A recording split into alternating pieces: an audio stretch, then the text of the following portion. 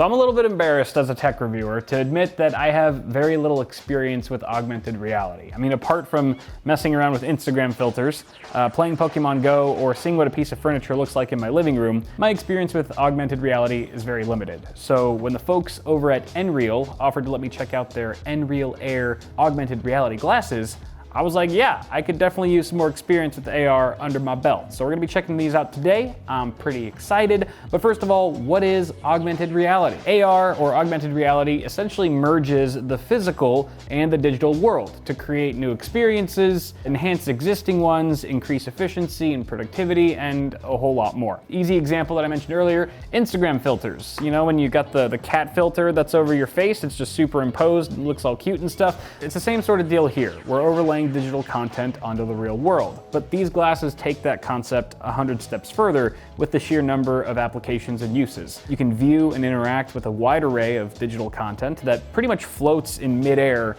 right before your eyes in the physical world. You can watch movies, TV shows, and YouTube videos on what's perceptibly a 201-inch virtual screen. Or you can stream games via Xbox Cloud Gaming, or even play by connecting it to an Xbox, PlayStation, Nintendo Switch, or even a Steam Deck. You can browse the web in a whole new way with multiple web pages that float in 3D space. All of this sounds really cool, and we'll talk more about the user experience in a sec, but first, a quick tour of the glasses themselves. These kind of look like Ray-Bans. I'm calling it now, right? Don't they look a little bit like Ray-Bans? Not the aviators, obviously, but like the other style that Ray-Ban's fairly known for. I think they look nice. Obviously, they're a bit chunkier than your average glasses because they gotta fit all the hardware in here. So it's a little bit thicker where the brow is, a little bit thicker on the temples. These are called temples. I forgot that these are called temples. I've learned so much about eyeglass terminology for making this video. So it's a little chunkier, but they are still pretty nice looking, I would say. You know, so maybe you might get some looks. I think most people would just think they're chunky glasses. Fortunately, they're light. They're only 79 grams. They're nowhere near as heavy as they look. The temples also flex a lot. So even if you have a big melon, this should accommodate you just fine. And the nose piece, the nose pad, is actually pretty comfortable. It comes included with 3 nose pieces in total. They're different lengths. So depending on your nose, your head shape, these will fit you, most likely. Unless you have just like, I don't know, unless you're like freaking Juggernaut or a hammerhead shark, you should be good. And they have a nice matte black finish, so it doesn't really pick up oils like from your fingerprints or from fingers and stuff like that.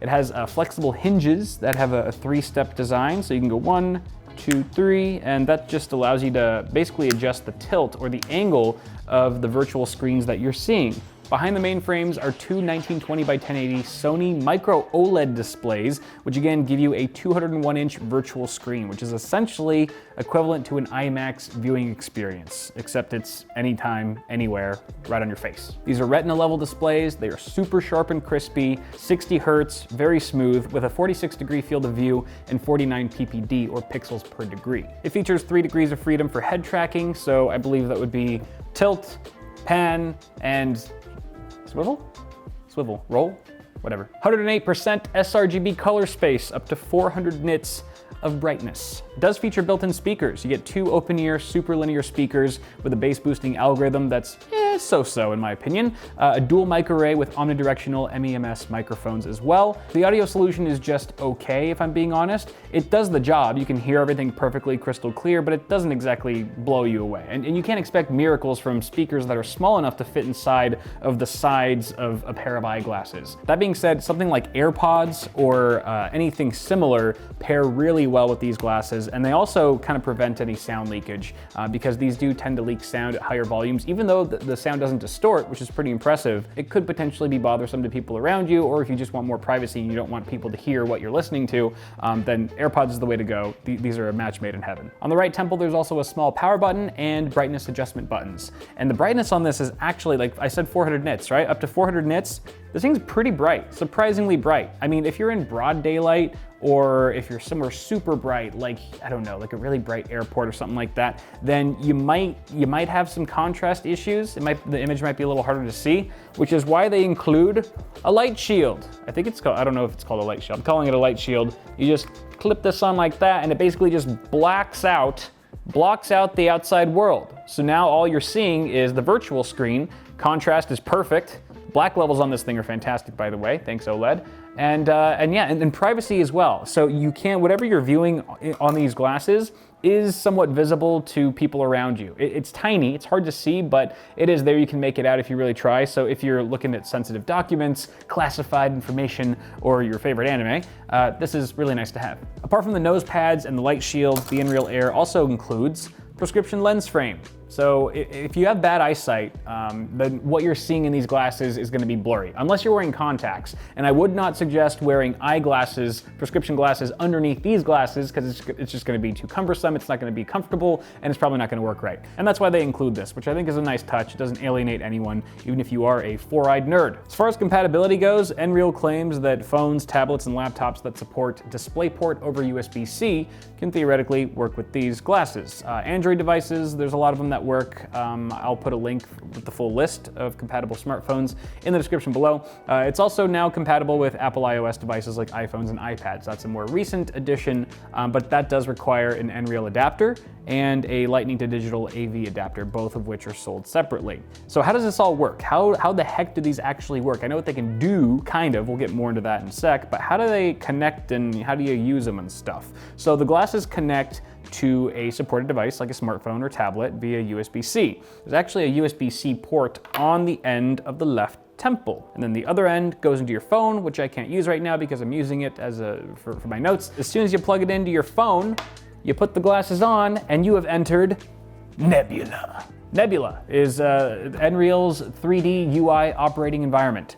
It offers two main functions, and within each of those functions are a ton more functions. The first big function being air casting. Air casting is essentially screen mirroring on crack. It mirrors your device's display into your field of view. So you can either go full screen for a full-blown immersive effect, or you can do a side screen for multitasking in the real world. A good example might be if you're cooking something and you want your recipe webpage up in the corner or whatever, but you don't want that in the way of you churning butter, whatever the hell. Aircasting lets you mirror streaming services like Netflix, Disney+, HBO Max. In my experience, I pretty much used mostly Netflix and YouTube are the two platforms I was really viewing on. And video streaming and playback on these things is freaking awesome, I have to say. The image is super crisp and playback is smooth at the 60 hertz for each eye. Great black levels and contrast, again, thanks to that OLED display, both OLED displays, and the color is actually surprisingly rich. Watching on a 201-inch virtual screen is super immersive, as you might expect. It's also super flexible, of course, in how you watch. Like, I was lying down on my bed, I was lying down on my couch while I had these on, while I was watching movies. These would be amazing on a plane. Not having to hold up a phone or a tablet the whole time, or experiencing neck fatigue from tilting your head down for hours at a time while you're watching a movie, that's all a thing of the past with these glasses. And speaking of fatigue, this is the first Air device to receive TÜV Rheinland Group's low blue light and flicker-free certification, so if eye strain was a concern for you, then that should give you some peace of mind.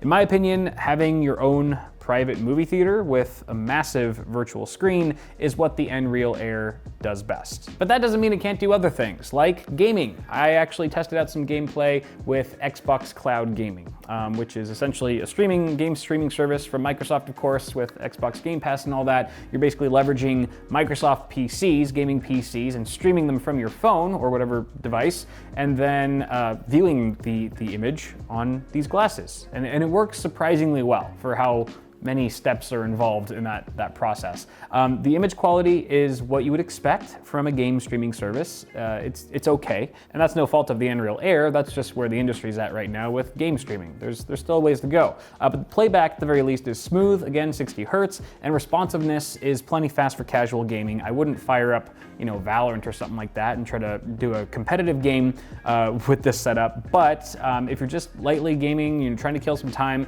I was playing Halo Infinite, Assassin's Creed Odyssey, Gears of War 4, and Forza 5. All of them ran very smoothly on these. For all those games, I was just using my Xbox controller. I have a Bluetooth wireless Xbox controller that I paired to my phone, and then once I fired up all the games, it was just full compatibility across the board. Really nice. Personally, if I'm at home, I'll be gaming on my PC. I think that's pretty obvious for a lot of us. But being able to have an experience like this on the go is super convenient and incredibly cool. So that kind of sums up the air casting part of the Nebula experience. There's also AR Space. AR Space lets you experience the web in 3D space and augment your reality through a range of AR apps. When you enter AR Space, you're greeted with a home page. I guess it's kind of like, it's not really a home page, it's like a home HUD, right? Because it's like all these tiles, all these icons floating in space in front of you, wherever you are. And there's a slight curvature to it, which is super cool for that immersive wraparound effect. And here you're gonna find widgets for weather, messages, photos, and a bunch of other stuff. The navigation, let's talk about navigation really quick. Your smartphone pretty much acts as a controller, assuming that you're using a smartphone connected to this, which gives you sort of a virtual laser pointer that kind of acts as your cursor. You kind of just move your phone and it moves the laser pointer, you tap to click, and then there's a couple other gestures in there as well. In AR Space, you can switch between head tracking and body tracking. So when head tracking's on,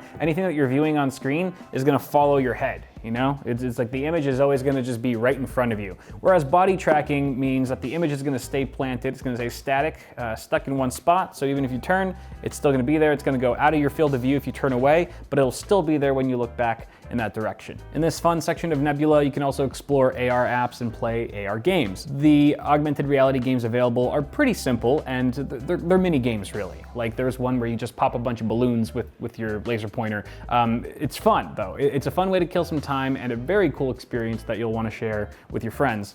Web browsing is my favorite thing to do, I think, in AR Space. You can pin up to 3 virtual screens simultaneously, whether you want to browse, work, or play. So what I was doing earlier is I was browsing Reddit on one page that I had kind of like front and center. And then I had a second web page that I shrunk and put in the top left corner just above the Reddit feed. And then I had my Twitter feed on the right, which was a little bit closer to me. So you can actually change the size and position of all 3 web pages independently of each other. This was just the coolest way I've ever browsed the web. I kept forgetting that I was browsing the web on my phone. It's such a trip. I'm not gonna lie, I was kind of expecting these to be a little gimmicky at first, because there's just always a chance of that happening anytime someone slaps VR or AR onto a product, but I've enjoyed using these way more than I thought I would. There's just so many cool experiences. It sort of brings me back to that feeling that I had when I first tried out my HTC Vive, when I first did VR, but this seems a lot more practical. Instead of just gaming, there's a lot more that you can do with these. They are not cheap. MSRP of $379 USD, but this is not exactly cheap technology, and this is not a cheap product. They're well built, they're solid. I don't think that these are for everyone. I mean, given the price, this is not exactly a mainstream product, but if you're on the go often and constantly connected to your devices, the range of experiences these provide may be worth looking into. So yeah, very cool product. I know I've said the word cool a bajillion times in this video, but this is seriously one of the coolest pieces of tech that I've had in here in quite some time. So I'll put links to everything in the description below, guys, but that's gonna do it for now. Thanks for watching. Toss a like on the video before you go if you enjoyed it. Get subscribed for more tech content on the way, and I will see y'all in the next video.